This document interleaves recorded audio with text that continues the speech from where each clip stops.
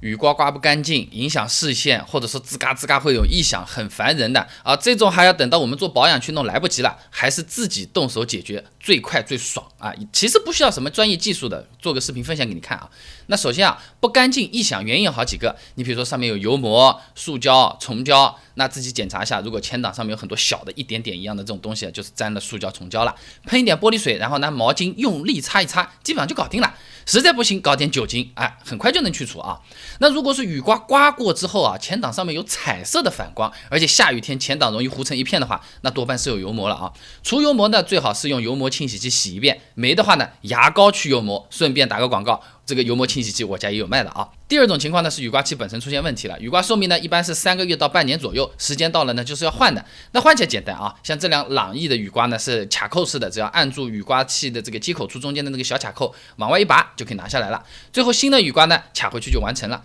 不过换之前啊，记得在玻璃上垫一下毛巾，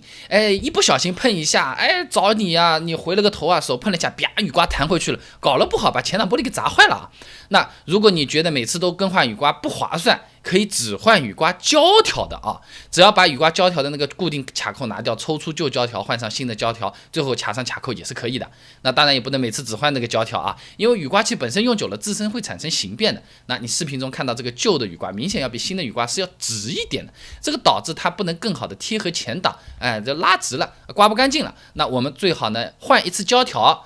然后呢，再直接整个雨刮器换掉，这相对来说是比较划算的。那有些人说了，这个雨刮胶条旧了嘛，你用砂纸打磨一下，接着用不就更省钱了吗？这个其实并不是特别推荐啊，因为胶条上面本身它是有润滑剂的，你比如说什么石墨之类的东西，你砂纸油膜都磨掉了，反而刮不干净，还有异响，搞了不好玻璃刮坏怎么办？那如果雨刮器换掉了，油膜也除掉了，还是有刮不干净、异响的问题，那有可能是雨刮它这个壁出现问题了啊，因为雨刮壁用久了啊，它里面的什么弹簧生锈啊、不可逆形变也会产生异响的，同时呢导致这个雨刮不贴合，刮不干净。那雨刮弹簧是可以单独换的啊，但是难度有点大，自己来我不是很推荐了。如果弹簧生锈，雨刮壁根部的那个接口处可能也是锈了，只换弹簧意义也不会太大，你不如一起换掉了。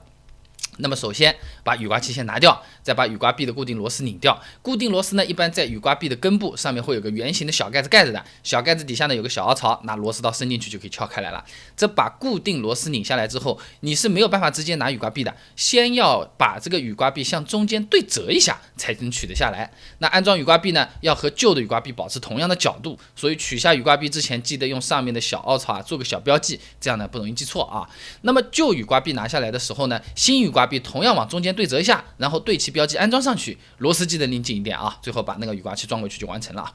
其实只要照这个视频上面步骤一步一步来，你觉得有点快，你就暂停一下嘛，对吧？这一般的这个雨刮异响刮不干净问题都是能解决的。你要是真觉得步骤实在是太多，那么建议你最先检查这个雨刮器，因为大部分朋友的雨刮异响刮不干净都是雨刮器造成的啊。觉得我今天视频做的不错呢，大力点赞支持一下，点的越多，